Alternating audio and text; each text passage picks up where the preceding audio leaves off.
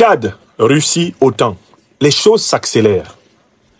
Le ministre russe des Affaires étrangères, Sergei Lavrov, est annoncé à N'Djamena, avec une forte délégation d'officiels russes, invité par le nouveau président élu du Tchad, reconnu par son premier ministre et rival, eh bien, Masra à succès dit échec, eh bien, Mahamat Kaka Idriss Déby Itno. Voilà la réalité du terrain. Comment interpréter la nouvelle de la visite en forte délégation de l'homme fort même du côté gouvernement civil, du gouvernement russe après le président Poutine, le ministre Lavrov, le grand diplomate de la Russie, que nous appelons parfois Abdoulaye Lavrov, comme nous appelons son ami malien, eh bien, Sergueï Diop. Comment comprendre cela? Je voudrais d'abord commencer par dire que moi, je fais partie de ceux qui ont toujours été très sceptiques. Notamment quand, au mois de janvier 2024, le président de la transition du Tchad, Mahamat Kaka Idriss Déby Itno, s'était rendu en Russie. Et quand il s'était rendu en Russie, il avait fait des déclarations pour le moins étonnantes. Mais moi, je n'ai pas mordu à cet appât-là. Il avait dit que la Russie est un peuple frère. Ce sont les mots de Mahamat Idriss Déby Itno. La Russie est un peuple frère du Tchad. C'est ce qu'il avait dit là-bas. Propos qui avaient fait tiquer RFI, France 24, TV5, qui avaient bondi de leur chaise pour se demander comment des Blancs russes pouvaient être les frères des Noirs tchadiens. Donc, quand j'ai vu les premiers rapprochements esquissés par le Tchad et la Russie, je me suis exprimé ici pour dire que je n'y croyais pas. Que je voyais surtout dans cette affaire-là, une volonté de Mahamat Kaka de couper l'herbe sous les pieds de ses opposants. Ce qui est la tradition des dirigeants d'Afrique centrale et des dirigeants de la France-Afrique. Et ils font semblant d'être amis avec la Russie, notamment pour empêcher que les opposants de leurs pays respectifs ne soient regardés favorablement par la Russie. Et que la Russie ne vienne à aider les opposants à les renverser. Les dictateurs d'Afrique centrale ont bien compris cela, à commencer par celui de mon pays natal, Paul Biya. Très malin. Il s'est précipité pour faire ami avec la Russie, histoire d'empêcher, croit-il, que la Russie n'ait les yeux doux pour quelque opposant que ce soit à son régime. Et c'est dans cette logique que même Ali Bongo, quand il était au pouvoir, comment il s'appelle, Obiangema, Idriss Déby, et maintenant le fils Déby, tout ce monde-là a compris, même Macky Sall en son temps, tout ce monde a compris qu'il fallait faire un pas vers Moscou, ne serait-ce que pour neutraliser le risque que Moscou soutienne les opposants à leur régime respectif. Vous comprenez? Donc, quand j'ai vu le voyage de Mahamat Kaka Déby au mois de janvier 2024 en Russie, moi j'ai mis ça sur le compte d'une tactique, une pure tactique. Il continue à couper l'herbe sous les pieds de ses opposants, c'est tout. Là, il y a quelque chose de nouveau qui se produit. Et je dois le souligner en tant qu'analyste politique. C'est que Mahamat Kaka Déby se met à joindre le geste à la parole. Alors que c'était juste une affaire de bouche.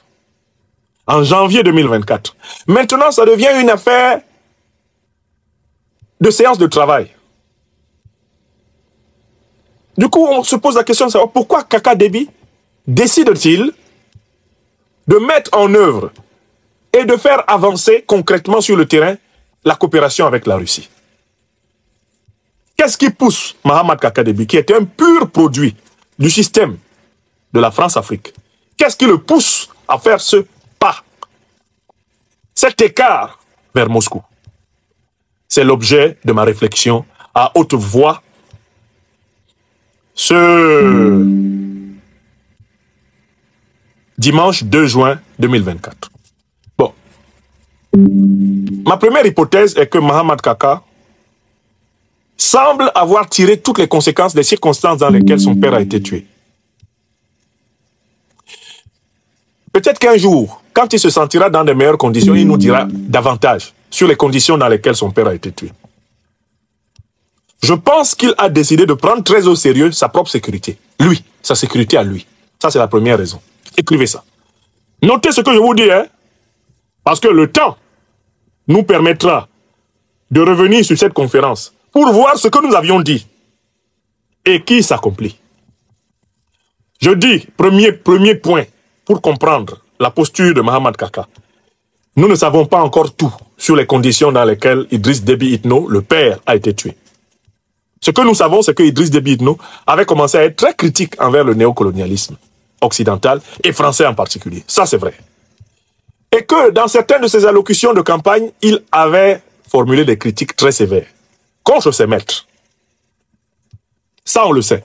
Mais le récit qui dit qu'il a été tué par les rebelles dans les combats, ce récit-là est de plus en plus à mettre entre parenthèses en attendant que la vérité éclate. Le fait que Mohamed Kaka fasse un pas vers la Russie est l'indication qu'il veut renforcer sa sécurité personnelle. Et s'il veut renforcer sa sécurité personnelle, cela veut dire qu'il veut échapper au sort que son père a connu. Donc il sait des choses que nous ne savons pas. Je ne sais pas encore ce qu'il sait. Voilà le premier point. Il y a un deuxième point. C'est ce qui s'est passé entre le président Mohamed Kaka Idriss Déby Itno et son principal opposant, Succès Masra dit échec, que nous avons rebaptisé, en raison de sa capacité extraordinaire à retourner toutes les situations contre lui-même. Nous l'avons donc rebaptisé Échec Masra. Non seulement dans le livre qu'il a publié, mais dans plusieurs interviews. Le président tchadien a dit qu'on lui avait forcé la main pour accepter Masra comme Premier ministre. Et il a nommé la France et les États-Unis à travers la République démocratique du Congo de Tshisekedi comme étant les puissances qui l'ont forcé à prendre Masra. C'est vrai ou c'est faux? Je vous donne les éléments du revirement. 1. La question de la sécurité personnelle du dirigeant tchadien. 2. Ce qui s'est passé pour que Masra soit pendant 5 mois Premier ministre. Mohamed Kaka s'en est ouvert. Il a dit on m'a forcé. On me l'a imposé. On me l'a imposé. Or, qui le lui a imposé? Il a nommé dans le livre, j'ai son livre là, il a cité. Il a dit, Tshisekedi, la France et les États-Unis lui ont imposé Masra comme Premier ministre. Or, à partir du moment où tu dénonces cette puissance-là, en disant qu'elles t'ont imposé une décision, il y a déjà un conflit qui couvre entre toi et elle. Il y a déjà, d'une manière ou d'une autre, un conflit qui couvre entre toi et elle. Par conséquent, tu as intérêt à aller chercher d'autres alliés pour pouvoir contrebalancer leurs nuisances potentielles. Est-ce que c'est clair pour tout le monde? Est-ce que c'est clair pour tout le monde? Il dit on m'a forcé à nommer Masra Premier ministre. Et il nomme ceux qui l'ont forcé. Ce qui veut dire qu'à partir du moment où il les a nommés, il a un problème avec eux. Vrai ou faux? Il a un problème avec eux. Voilà pourquoi il doit chercher des renforts pour contrebalancer les problèmes que eux ils peuvent lui créer. Donc voilà la deuxième raison. S'assurer que ceux qui ont soutenu Masra ne vont pas être capables de le punir de n'avoir pas gardé leur poulain. Parce que désormais, il a débarqué Masra de la primature et par là, il a rompu le pacte de Kinshasa. Car selon les termes du pacte de Kinshasa, Masra était supposé rester à la primature. Masra était supposé rester à la primature. Et le Tchad était supposé être gouverné par une espèce de gouvernement d'union nationale, composé d'un côté, bien sûr, des hommes de Idriss Déby Itno Mohamed pour les postes essentiels et des hommes de Masra pour les postes non essentiels. Bref, cette association-là, qui a fonctionné pendant 5 mois, l'Occident voulait que ça dure. Et il pensait même que ça pouvait durer après les élections.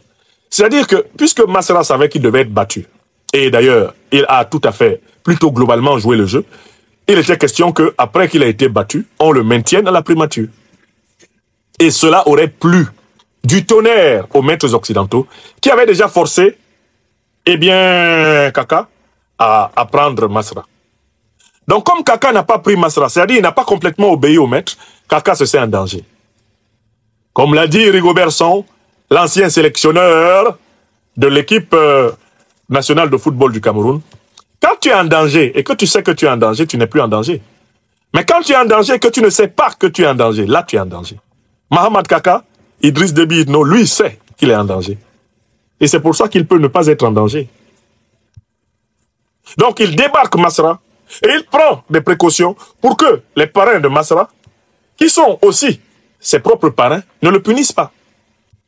Parce que Kaka est arrivé au pouvoir grâce au parrainage, bien sûr, français et américain.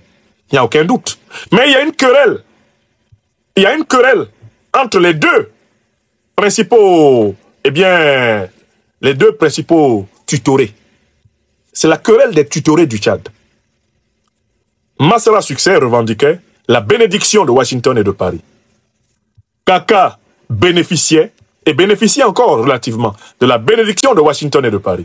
Mais il a quand même le sentiment que n'ayant pas complètement obéi aux 4 volontés et de cette tutelle, elle peut lui faire un certain nombre de petites choses qu'on leur connaît.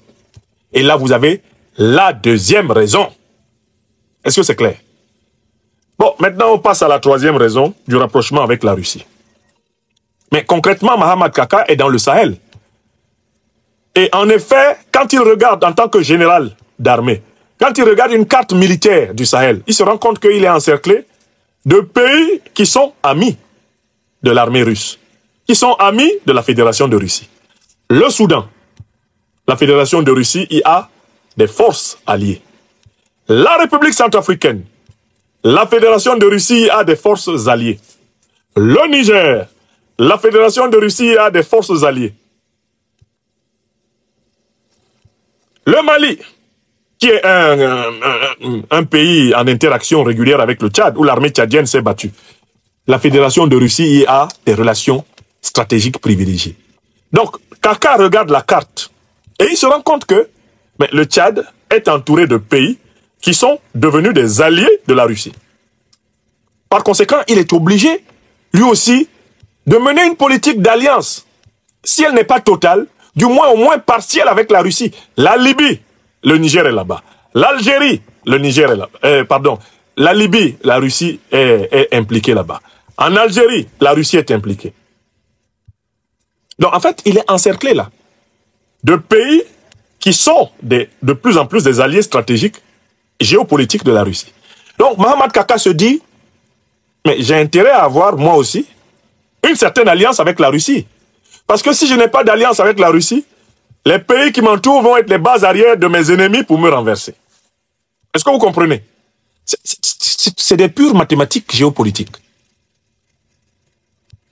Kaka, comme c'est un militaire de formation, c'est d'ailleurs essentiellement d'abord un militaire. Il est assis avec ses cartes d'état-major, il regarde ce qui se passe au Niger, il regarde ce qui se passe en Libye, il regarde ce qui se passe au Soudan, il regarde ce qui se passe en République centrafricaine. Il dit, il ne faut pas que je me fasse têter ici. Kaka dit, il faut que moi aussi je sois l'ami des Russes. Je vais faire comme Paul Biya. Je vais faire comme...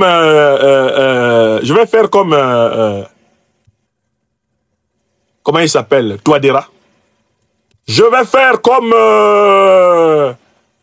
Abdourahmane Tiani. Je vais faire comme Assimi Goïta. Je vais faire comme Ibrahim Traoré. Moi aussi, je vais avoir mes liens forts à Moscou. Oui. Et ça, c'est une contrainte, on appelle ça une contrainte objective. C'est une contrainte tactique et stratégique objective. Il ne peut pas ne pas vouloir ménager ses relations avec la Russie. Quand il voit l'ampleur des alliances russes dans la région sahélienne et dans la sous-région africaine aujourd'hui. La Russie et la Chine, avec l'Iran, la Turquie, etc., sont les puissances qui sont en train d'avoir les meilleures alliances maintenant sur le continent. Donc tu n'as pas intérêt, même si tu as sur ton sol essentiellement les forces françaises et les forces américaines, tu n'as pas intérêt à être en hostilité avec la Fédération de Russie. Voilà la troisième raison qui explique ce rapprochement. Et enfin, une dernière raison, et qui n'est pas moindre, c'est le pragmatisme de la coopération russo-africaine. Mahamat Kaka est un militaire et il est intéressé par des gens qui peuvent faire des choses concrètes. Il vient d'obtenir Kahin Kaha un nouveau mandat à la tête du Tchad. Il voudrait réaliser à très court terme des choses qui puissent être rattachées à son exercice du pouvoir. Parce que jusqu'ici, tout ce qu'il peut revendiquer, on peut l'imputer à l'action de son père. C'est son père qui a fait. Lui-même n'a encore rien fait. Or, il aimerait justement coopérer avec la Russie, avec la Chine, parce que ce sont des puissances qui ont tendance à réaliser rapidement des choses. Regardez la vitesse à laquelle le projet de centrale solaire est en train de se mettre en place. Regardez la vitesse à laquelle l'aide agricole, l'aide alimentaire russe est déversée en Afrique. Regardez la vitesse à laquelle les formateurs, instructeurs russes élèvent les capacités de défense. Regardez la vitesse à laquelle ils livrent les armes aux pays qui leur sont proches. Donc Kaka, qui est un militaire, est intéressé par le type de coopération avec la Russie parce qu'il n'y a pas trop de salamalek. Et ça, c'est ce que j'appelle donc la cinquième raison, la raison pragmatique, le pragmatisme de la coopération avec la Russie. Si vous maîtrisez les 5 raisons que je viens de donner, 4 ou 5 au total, vous savez pourquoi Sergei Lavrov est le bienvenu en N'Djamena. Vous savez pourquoi. 1.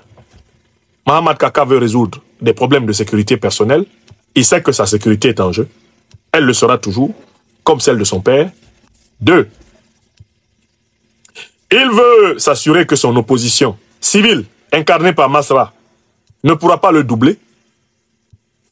3. Il veut s'assurer que ses tuteurs occidentaux ne pourront pas le punir. 4. Il veut s'assurer que l'environnement géopolitique qui est favorable à la Russie ne va pas nuire à son régime au Tchad. Et puis 5, il veut faire des affaires. Il veut réaliser des choses qu'il puisse revendiquer comme étant ses œuvres à lui et non celles de son père. Voilà l'affaire. Voilà l'affaire, mes chers amis. Vous comprenez? Voilà. Chers téléspectateurs, vous avez été les témoins privilégiés de cette analyse politique profonde et inspirante avec le docteur Franklin Nyamsi. Maintenant, c'est à vous.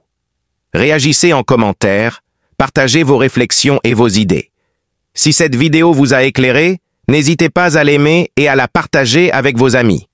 Ensemble, nous construisons l'Afrique de demain. Restez connectés sur Afrique Diverse TV pour encore plus d'informations et de débats passionnants. À très bientôt.